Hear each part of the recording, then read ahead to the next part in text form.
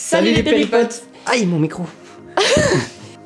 Un road trip en véhicule itinérant, en camping-car, en van aménagé, en fourgon ou même en voiture, est-ce que c'est possible en Russie? Vous êtes nombreux à nous demander régulièrement des renseignements par mail sur notre itinéraire.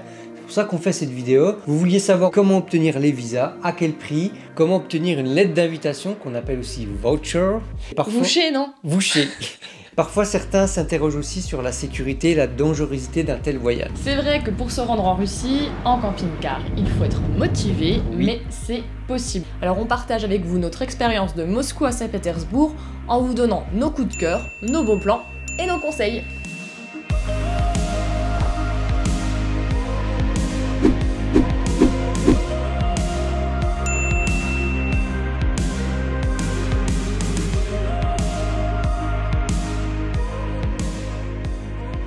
Alors avant de rentrer dans le vif du sujet, quelques petites précisions. Tout d'abord, cette vidéo est sponsorisée par Rosetta Stone.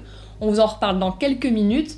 On les remercie de nous soutenir sur ce deuxième épisode de cette série de road trip qu'on veut partager avec vous. Le premier était consacré aux Ardennes, souvenez-vous, vous avez le lien tout là-haut. Si vous souhaitez qu'on aborde aussi d'autres destinations, plus tard, une en particulier, dites-le nous en commentaire. En tout cas, si vous cherchez des idées de voyage, n'hésitez pas à vous abonner et activer la petite cloche pour ne pas manquer les prochaines vidéos. Alors, notre circuit en Russie. Nous avons passé au total 30 jours en camping-car en Russie. Il nous a conduit de Smolensk à Moscou, en passant par Novgorod et Saint-Pétersbourg et pour finir Vyborg. C'était pendant notre tour d'Europe en 2016. Nous venions de la République du Bélarus, autrement appelée la Biélorussie. C'est plus possible aujourd'hui. Non. On vous en parlera plus tard et on allait en Finlande. Bon, rassurez-vous, on a mis toutes nos infos à jour pour vous. Voici d'ailleurs les infos basiques. La première question que vous vous posez sûrement, c'est est-ce que la Russie se prête à un voyage en camping-car? La réponse est oui, mais... il faut avoir l'esprit aventurier, parce que la Russie en camping-car, c'est pas le Portugal. Il va falloir vraiment jouer la débrouille. Tu m'étonnes. Par contre, l'axe Moscou-Saint-Pétersbourg, c'est un axe assez fréquenté, assez dense, donc l'état des routes est bon, et c'est déjà bien parce qu'on peut pas en dire autant ailleurs. Niveau sécurité, autant vous le dire tout de suite, on n'a connu aucun désagrément pendant notre voyage, nous avons eu affaire à la police qu'à l'entrée de mon territoire. Bon, par contre, d'un point de vue pratique pour les camping-cars, c'est plus compliqué, il y a très peu d'air, très peu de camping répertoriés, des aires de service rarement, voire... Pas du tout. Pas du tout. Quand on dit ça comme ça, on se dit mais pourquoi y aller? Nous, on y a passé 30 jours. Effectivement, quand on a obtenu un visa touristique, autant en profiter. C'est clair. Ce qu'on a aimé, c'est l'aspect voyage, tout simplement, le fait de changer vraiment, véritablement de culture. On est hors des sentiers battus, voire complètement parfois perdus. Oui, ne serait-ce qu'avec l'alphabet, tout est en cyrillique là-bas, donc ça nous plonge carrément dans l'inconnu. D'ailleurs, si vous prévoyez de voyager en Russie, n'imaginez pas pouvoir dialoguer en français, même en anglais c'est compliqué. Sortie de Saint-Pétersbourg, franchement c'est pas facile. Pour le reste du pays, il faudra vraiment vous débrouiller. Exactement. Alors comment nous on a fait? Déjà on avait un GPS, Snooper, spécial camping-car, avec les cartes de Russie, et ça nous a beaucoup aidé pour notre trajet. Alors c'est un investissement, c'est vrai, il faut compter à partir de 300 €, mais franchement c'est vraiment utile. Il y a aussi toute la mise à jour des cartes à vie, des infotrafics, des radars. Si ça vous intéresse, si vous projetez cet achat, le lien affilié est dans la description, n'hésitez pas à passer par celui-ci, ça nous aide, ça soutient nos péripéties.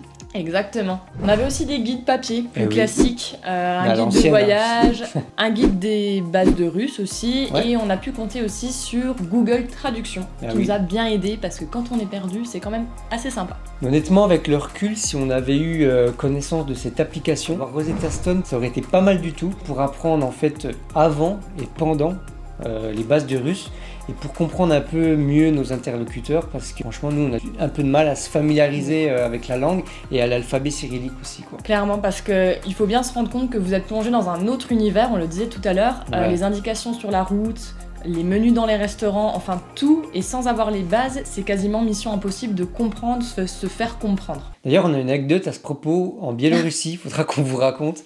Lorsqu'on vous parlera de notre road trip en camping-car dans ce pays, c'était aussi l'aventure. Donc si vous avez suivi notre live des 10 000 abonnés, vous savez qu'on apprend le russe. Ah bon? Ouais.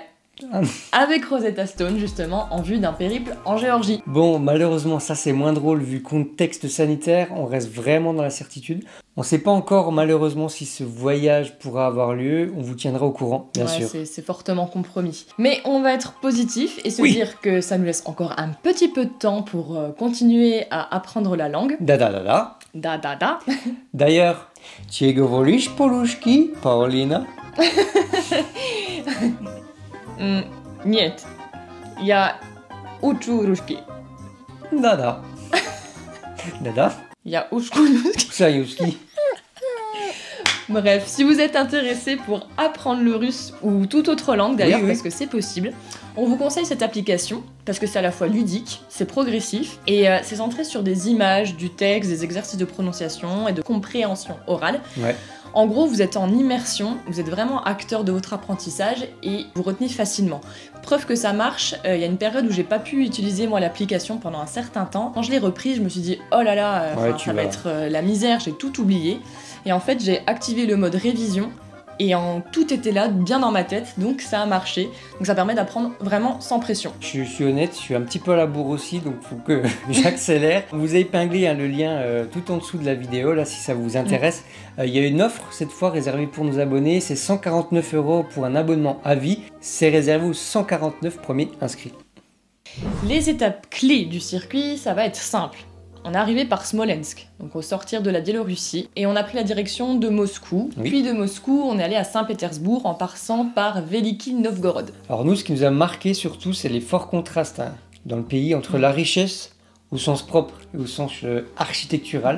Donc la différence entre les villes, les centres-villes, Saint-Pétersbourg ou Moscou, et la campagne qui est monotone, peu plate. Ça peut paraître un peu péjoratif de dire ça, mais ça c'est une chance quand on voyage en camping-car, en itinérance, c'est de pouvoir connaître un pays en fait dans son ensemble, du coup de mieux l'appréhender plutôt que d'en parler par le seul spectre touristique. Clairement, et c'est ce qui permet qu'on soit encore plus grandi quand on rentre d'un voyage, pour nous. Je sais pas pour vous. Et si on vous parlait du parcours en détail? Voilà, je sais pas pourquoi je dis ça. Oui, bah parce que voilà, c'est ça. Il y a 700 km qui séparent Moscou et Saint-Pétersbourg. Alors c'est l'occasion de traverser, on l'a dit, une campagne modeste, brute, parfois déserte, avec des dachas, beaucoup de dachas, une Russie un peu profonde, quoique l'itinéraire soit quand même assez fréquenté, on l'a dit au début. Oui, donc après Moscou, on est passé par Tver, c'est une grosse ville également, 400 000 habitants. Ouais. On y a fait étape pour faire un pique-nique et acheter des petites poupées russes. Oui. Et franchement, du reste, elle nous a pas laissé un souvenir impérissable. Ensuite, une autre étape, il y avait Iverski, sur la presqu'île du lac de Valdai. Donc ça, c'est un ensemble monastique, au lieu de l'orthodoxie. Donc vous verrez, au début, vous allez être fasciné par les bulbes dorés, c'est magnifique, c'est grandiose. Mais franchement, il y a tellement partout en Russie, au bout d'un moment, vous y ferez même plus attention. Ouais, c'est même parfois indécent parce que dans une campagne qu'on a dit un petit peu, on va dire, très pauvre, il y a ces gros bulbes dorés qui étincellent et le contraste est quand même très très saisissant. Ensuite, il y a Veliki Novgorod. Alors, pour découvrir l'une des plus anciennes cités russes, c'est là que ça se passe. Novgorod, ça a été une des premières capitales de Russie. D'ailleurs, excuse-moi, petite info pour briller en société, c'est pour ça qu'on y trouve un Kremlin. Oui. Un Kremlin qui veut dire... Forteresse. Forteresse en russe. Vous le saviez ou pas? Ça doit se dire Kremlin, non? Kremlin? Non, Kremlin. Kremlin. Kremlin. Petite Kremlin en dessert. Alors dans cette ville, il y a beaucoup de bâtiments qui avaient été détruits lors de la Seconde Guerre mondiale, mais la ville a été progressivement reconstruite. Et aujourd'hui, il y a plusieurs monuments qui sont patrimoine mondial de l'UNESCO et qui valent le coup d'œil, dont ce Kremlin et... La cathédrale Sainte-Sophie. D'ailleurs, on avait trouvé un resto assez original. C'est un bateau à 3 mâts, en fait. C'est un fameux 3 mâts, enfin commun. ICO. Superbe soirée qu'on avait passée avec le coucher de soleil, justement, sur la cathédrale Sainte-Sophie. Ça vous intéresse? Les liens sont dans la description et vous pouvez vous reporter à l'article qu'on a fait sur notre site internet. Vous aurez tous les détails. Ensuite, après Veliki Novgorod, on arrive dans la Russie, on va dire, des tsars. On s'approche de Saint-Pétersbourg et la campagne va, on va dire, prospérer. Ça se voit tout de suite. On trouve déjà des dachas qui sont d'un autre style. C'est même plus des dachas, c'est vraiment des demeures qui sont encerclées, qui sont bien barricadées et bien gardées. En fait, tu veux dire que là, on est vraiment au cœur du tsar système? Star System. Oui, non mais en plus tout à fait, Simon, il ne croit pas si bien dire parce qu'on a appris que c'était là que les tsars au XVIIIe siècle se faisaient en fait construire des résidences secondaires, des palais d'été. Ouais. D'où la richesse gardée de cette région. Donc dans un rayon d'environ 30 km autour de Saint-Pétersbourg, vous avez des villes, plein de palais, on l'a dit, qui valent le détour. Il y a notamment Pavlovsk, où se trouve le palais magnifique, franchement, de Catherine II de Russie. Très très beau. Tsarskoye Selo aussi, littéralement le village du tsar. C'est aussi connu sous le nom de Pouchkine, rien à voir, mais c'est juste que le poète russe y a séjourné, il a écrit pas mal de poèmes. C'est un domaine impérial impressionnant qui renferme le palais...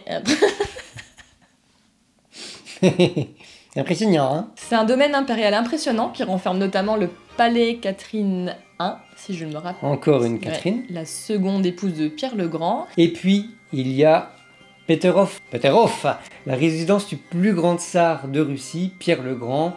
Notre coup de cœur. Alors c'est touristique, hein. On n'a pas l'habitude d'aimer les lieux touristiques, mais là franchement ça vaut le coup d'œil.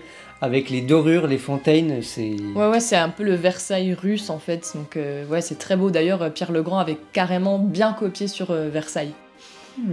Petit filou. Pierre le Grand, c'est celui qui a fondé Saint-Pétersbourg. Hein. Aussi, également. Saint-Pétersbourg, Saint-Peter, Pierre, tout ça, vous aurez compris. Ouais, voilà, ils sont jamais modestes. Hein. Donc, petit conseil, si vous voulez éviter de faire la queue comme nous, vous pouvez acheter en ligne à l'avance sur Get Your Guide pour 34 € un billet coupe-fil. En fait, vous avez une heure précise d'entrée à indiquer. Vous pourrez présenter votre billet imprimé ou directement sur smartphone. Ça, c'est super pratique et comptez bien 3 heures de visite, oui. C'est immense. Hein. Large, très très large. Il y a différentes parties et en fonction du prix du billet, vous pouvez visiter une partie ou plusieurs. La Russie en camping-car, alors est-ce que c'est possible ? Ouais, parce que du coup là on a parlé de notre circuit, mais vraiment le camping-car. Alors voyager en Russie, ça pose plusieurs problèmes. Nous on s'était posé plein de questions sur le passage de frontières, les éventuels bakshish, les contrôles de police, la sécurité, on va en parler de ça. Mais on dirait que ce qui est le plus difficile finalement, c'est vraiment l'aspect pratique, juste ça. Justement, parlons du stationnement. C'est un pays où la culture du camping-car est pas très développée. On l'a dit, il existe de très rares aires de service. Principalement, il y en a en fait autour des villes, Moscou, Saint-Pétersbourg, mais le problème c'est qu'elles sont assez excentrées. Le stationnement à Moscou, Paulina.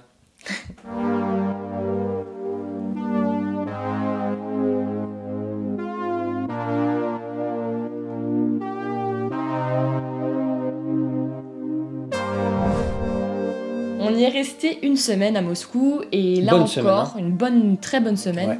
Bon là encore, vous pouvez regarder sur notre site internet, on a fait nos tops de ce qu'il y a à visiter à Moscou. On avait commencé par se poser vers le centre spatial, je me rappelle quand on était arrivé, et c'était sous un pont routier. C'était sympa l'ambiance sonore.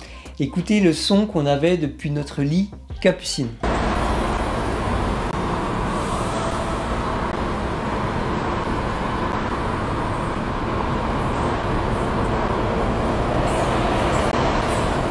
On voulait s'imaginer comme ça a été l'horreur pour dormir. Je sais pas combien on a fait de nuit, mais peut-être qu'une seule en fait. Je sais pas, mais c'était terrible. Et à l'époque, on filmait pas, mais on peut vous dire qu'on aurait vraiment pu avoir de sacrées péripéties à vous raconter en images. Alors pour visiter la ville dans les meilleures conditions, on a laissé notre camping-car sur le parking et on a loué une chambre d'hôtel dans le centre, enfin dans un quartier de Moscou, pour quelques nuits. Ça nous permettait d'être un peu plus près, mais comme cette ville elle est tellement énorme... Bah oui, Moscou, pour vous donner une idée, c'est 12 millions d'habitants, c'est 6 fois plus que Paris. C'est tout simplement gigantesque, alors ne faites pas comme nous. En essayant de vouloir tout visiter à tous les endroits, je vous conseille de prioriser des quartiers en fait et de vous y poser pour rayonner.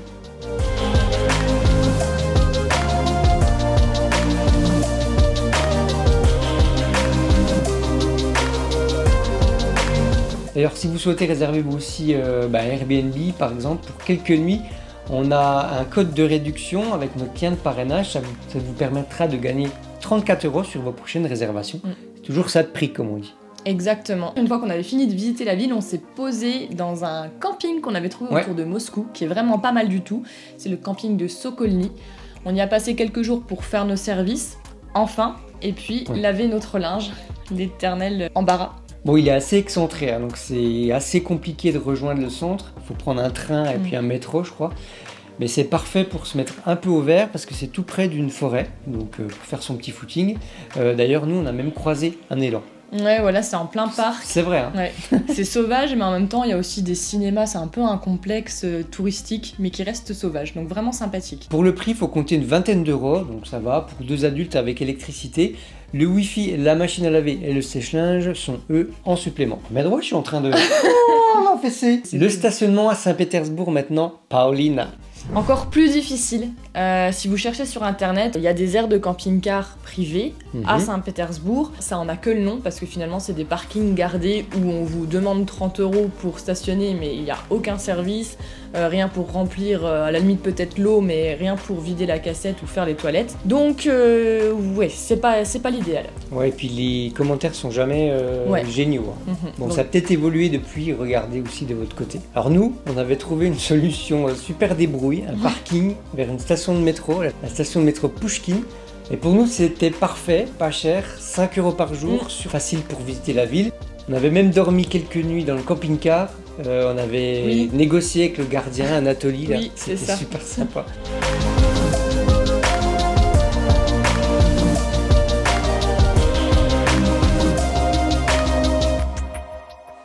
Sinon, tout au long de votre parcours, hormis Moscou et Saint-Pétersbourg, ça sera du bivouac. Ouais, et là pas encore, facile, hein. pas si facile que ça parce que il faut savoir que vous avez la route principale et en dehors de cette route principale, ce sont des chemins, enfin des routes qui sont des fois à la limite du carrossable, donc vous savez pas trop où c'est que vous vous embarquez. Et pas des spots de rêve. Hein. Et c'est souvent pas des spots de rêve, que vous faut être honnête.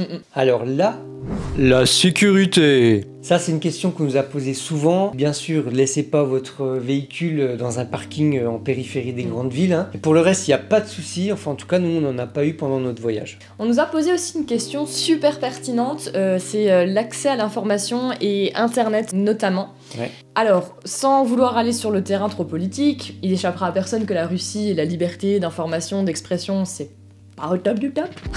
Faut dire voilà, 149e sur 180 je crois sur les classements de la liberté de la presse. RSF. Ouais, Reporters sans frontières. La censure sur internet elle est quand même présente en Russie et ça vise notamment des plateformes comme Google, Facebook et Twitter. En gros ce qui est un peu occidental. GAFA américain. Et en même temps, ils en ont pas besoin de tout ça parce que eux, leur Google c'est Yandex.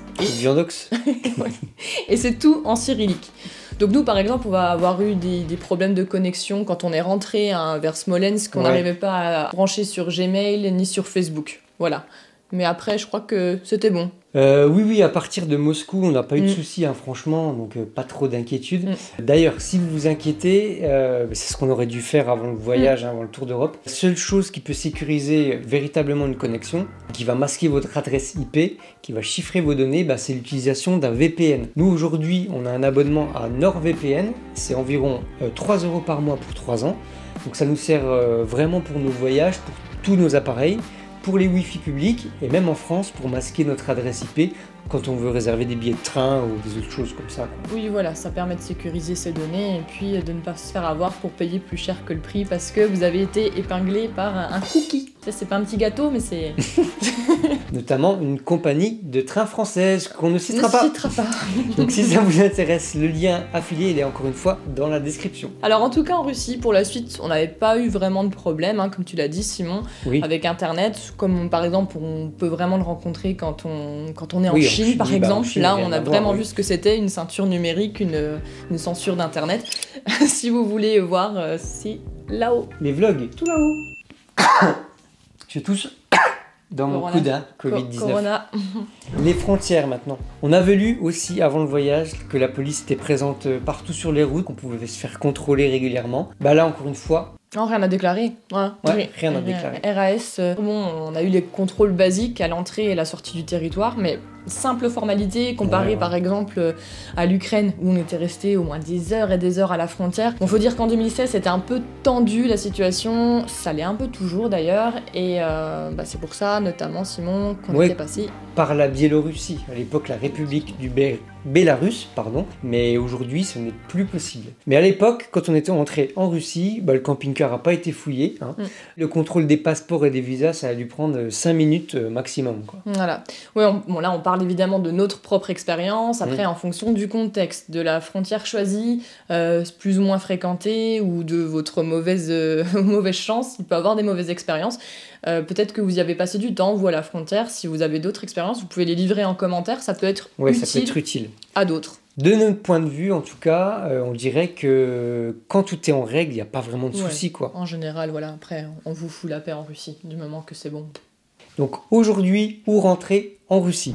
On vous l'a dit, nous c'était par la Biélorussie, mais depuis mai 2017, je cite, il est à ce jour interdit aux voyageurs étrangers de franchir la frontière terrestre entre la République de Biélorussie et la Fédération de Russie, que ce soit par la route ou par le train. Les contrôles sont effectués par les autorités russes et les contrevenants, même s'ils sont en possession des visas russes, sont refoulés et passibles d'une amende. Ouais, ça rigole pas. J'ai pris ma voix de Marie-Josée. Oui. Alors il y a l'Ukraine, mais bon, vous le verrez sur le site de France Diplomatie, c'est toujours tendu, donc on vous le conseille pas du tout. Alors sinon, vous pouvez aussi arriver en Russie par les pays baltes, l'Estonie, la Lettonie, par la route ou par le ferry. Il y en a un depuis Tallinn qui va jusqu'à Saint-Pétersbourg avec la compagnie Saint-Peter Line. Et pour trouver le meilleur prix, on vous conseille le comparateur Direct Ferry. Ouais, c'est direct, il y a des ferries, c'est bien. Depuis l'Europe du Nord aussi, vous pouvez arriver, si vous avez prévu de voyager en Finlande avant, vous pourrez prendre un ferry depuis Helsinki pour Saint-Pétersbourg ou passer par la route par Vyborg. Nous, c'est ce qu'on a fait si vous avez suivi dans l'autre sens. Yes, donc pour conclure au niveau de la sécurité, 2 choses importantes. D'accord. Toujours se tenir au courant de la situation diplomatique dans les pays via le site France Diplomatie pour savoir les frontières et tout ça. Et respecter les règles, être en règle parce que c'est valable dans tous les pays, mais particulièrement en Russie, si vous voulez pas avoir de problème, faites comme il faut. D'ailleurs, quelles sont les règles pour voyager en Russie ? Pour conduire en Russie, il faut votre permis international, le PCI. Il est gratuit, il faut en faire la simple demande. Donc attention, le délai d'obtention c'est 5 semaines, donc il faut vraiment anticiper. Une autre paire de manches, c'est que vous n'êtes pas au bout de vos peines parce que pour aller en Russie, il faut être en possession d'un visa et celui-ci dure 30 jours maximum. En visa touristique. Pour les visas touristiques, effectivement, c'est autre chose pour les visas d'affaires et les visas travail. Ce visa, vous pouvez le demander au maximum 3 mois avant votre voyage en Russie. Ça, c'est nouveau et c'est un peu embêtant. Car si vous prenez notre exemple, nous on avait fait cette demande avant notre tour d'Europe, mais là avec cette nouvelle règle, on aurait dû le faire en cours. Ouais, ce qui rend pas les choses faciles. C'est possible, mais ouais, c'est un peu moins confortable, quoi. Il y a une autre nouvelle, celle-ci elle est bonne. Bonne nouvelle. C'est qu'aujourd'hui on peut aussi opter pour un visa qui s'appelle le e-visa et qui vous permet de rester par contre 8 jours maximum dans Saint-Pétersbourg et donc sa région. Et c'est plutôt sympa par exemple. C'est à faire en ligne. Oui, c'est à faire en ligne, e-visa. Comme son nom l'indique. Et c'est intéressant, par exemple, si vous êtes en Finlande et vous voulez faire un gros détour par la Russie, visiter Saint-Pétersbourg, la fenêtre sur l'Europe, et vous le pouvez, et c'est quand même un petit peu moins cher. C'est vrai, on parlera des prix juste après, d'ailleurs. Quelque chose de très important, les dates de validité du visa, elles doivent être obligatoirement respectées. Ça peut être un problème pour les voyageurs itinérants comme nous, parce que vous ne pouvez pas déroger à ces dates qui figurent sur votre visa. Vous pourrez bien entendu arriver après la date, mais pas avant. Donc il faut vraiment anticiper et là... Surtout pas repartir après. Oui, et ne négociez pas parce que là vous pourriez avoir des problèmes. Là, il y en a qui ont essayé. Ils ont eu des problèmes. Régis, si tu nous regardes... Il n'est pas mort. Ah, toujours pas. Pardon. Toujours pas. Bon, ensuite, vous n'êtes pas au bout de vos peines, puisque pour obtenir votre visa, il va falloir faire un formulaire en ligne et il est uniquement en anglais ou en russe. C'est faisable, mais il faut quand même un peu s'accrocher, quoi. Ensuite, il vous faut une lettre d'invitation touristique qu'on appelle également le voucher. Le voucher. Le voucher, délivré par des Russes s'il s'agit d'un voyage privé ou par un établissement, un hôtel par exemple. Donc c'est vrai que c'est un peu le problème pour des voyageurs itinérants, les hôtels, c'est pas ce qu'on fait normalement. Bah oui. Donc là, c'est possible quand même. Votre option, c'est de passer par une agence russe autorisée par le ministère du tourisme en Russie. Et nous, qu'est-ce qu'on a fait ? On est passé par l'agence Action Visa. Pour une bonne raison, elle centralise toutes les demandes, à la fois la lettre d'invitation, les formalités pour le visa, et ça nous évitait de passer par les ambassades de Russie en France. En plus, il y en a très peu. On a gagné vraiment beaucoup de temps. Il faudra aussi que vous donniez d'ailleurs votre parcours pour obtenir cette lettre d'invitation. Pour que vous gagniez là vous du temps, on peut vous envoyer la nôtre si vous projetez un peu le même circuit que nous. Là, c'est pareil, vous pouvez aller sur notre site internet, il y a un petit formulaire pour le recevoir. C'est gratuit. Bah oui, c'est gratuit. Donc Action Visa, cette agence, elle a été réactive, elle a répondu à nos interrogations en amont, pendant et puis après la demande de visa, donc ça c'était vraiment top. Ouais. On vous le conseille, on vous met même le lien dans la description, comme d'habitude, juste en bas. Ça vous donnera les tarifs et aussi un récapitulatif de tout ce qu'il faut savoir. En parlant de tarifs, pour info, via Action Visa, un visa touristique de 30 jours plus la lettre d'invitation, ça coûte 159 € par personne. Le visa touristique, la lettre d'invitation et le formulaire de remplissage, ça c'est possible, ça coûte 184 €. Et l'e-visa, c'est nouveau, ça coûte que 43 €. Voilà, donc ça vaut le coup. À l'heure où nous tournons cette vidéo, forcément, en raison de la crise sanitaire liée au Covid-19, les visas russes ne sont plus délivrés, donc il va falloir attendre, comme tout le monde. Et oui. Vous pensiez que c'était fini ? Eh ben non. Eh ben non, parce que quand vous allez rentrer sur le territoire russe, il va falloir que vous remplissiez une carte de migration, en russe en plus, alors bonne chance. Et cette carte, il va falloir que vous la conserviez sur vous pendant toute la durée de votre périple, et puis quand vous sortez, il faudra la rendre. En fait, c'est pour tracer votre migration comme un oiseau. Bon, nous, ils nous l'ont pas demandé à la sortie, non. Honnêtement. Mais bon. Ensuite, vous devrez vous enregistrer impérativement tous les 7 jours. Donc hors samedi dimanche, tous les 7 jours ouvrés. Ça, c'est pas simple pour les voyageurs itinérants. Vous pouvez aller au poste de police. Bon, nous, on l'a pas fait. Je pense que le plus simple, c'est de s'enregistrer avec un hébergement. C'est facile et c'est gratuit. Enfin, normalement. Ouais, l'avantage, c'est que l'hôtel et le camping, c'est que votre enregistrement est pris en charge au moment du checking. Ouais. Alors, attention, parce que certains petits filous dans les hôtels en profitent un petit peu. Vous facturent en fait cette démarche qui est normalement gratuite. Donc là, c'est vous et votre chance. Et si ils vous les facturent, vous aurez rien à dire de toute façon. Ça nous est arrivé à Saint-Pétersbourg. Voilà, c'est genre, c'est comme ça. À moins que vous puissiez débattre en russe. Peut-être, mais nous, on n'était pas encore en capacité. Peut-être que dans le futur, grâce à... Da.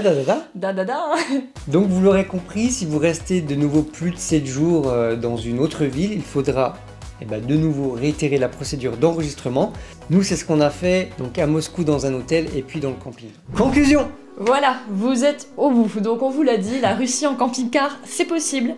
Mais il faut être vraiment aventuré dans l'âme, d'une part. Et puis si vous n'êtes pas très familier, pas très à l'aise avec les impératifs administratifs, sachez qu'il existe aussi des circuits en camping-car organisés. Et d'ailleurs, on vous conseille le circuit Russie-Pays-Baltes de notre partenaire Orcada Voyage qui est basé à Grenoble. C'était l'un de nos partenaires pendant notre tour d'Europe en 2016, l'un des premiers à nous avoir soutenus dans cette belle aventure. Ce qui est bien chez Orcada, c'est que les voyages sont limités à 16 camping-cars maximum et vous aurez des fiches parcours détaillées qui vous indiqueront les lieux de rendez-vous, mais ensuite vous pouvez voyager en toute autonomie. Ce qui évite donc les gros convois de camping-cars comme on a pu en croiser pendant notre voyage. Ça vous permet donc de visiter un pays librement en profitant aussi des avantages d'un voyage qui est déjà tout organisé au niveau des démarches administratives. Libre à vous ensuite de profiter en camping ou en bivouac d'un moment de convivialité avec les autres participants. À partir de l'été 2021, Orcada proposera 2 circuits de 28 jours dans un itinéraire de 4000 km qui part de Berlin en Allemagne, puis passe par la Biélorussie et comme nous en Russie. Il passera par Moscou, le monastère d'Hiver, Novgorod, puis Saint-Pétersbourg. Ensuite, le parcours rejoint l'Estonie, la Lettonie et la Lituanie. N'hésitez pas en tout cas à consulter notre site internet pour en savoir plus et à vous abonner à notre nouvelle newsletter réservée aux voyageurs itinérants. Yes, et si vous voulez partager votre expérience, nous poser des questions sur ce qu'on vient de dire, vous pouvez le faire en commentaire et on sera vraiment ravis d'y répondre. On se retrouve juste en bas, à bientôt les péripotes. Bon, la caméra a coupé, donc on va tout refaire. On est fin heureux. Superbe. On est marre. Ce qu'on a aimé. Ce qu'on a aimé. Ah, je peux pas... Ce qu'on a aimé, Pauline. Il va me détester. Qu'est-ce qu'on a aimé? Ce qu'on a aimé. C'est un tic. Aïe aïe aïe, c'est mal barré.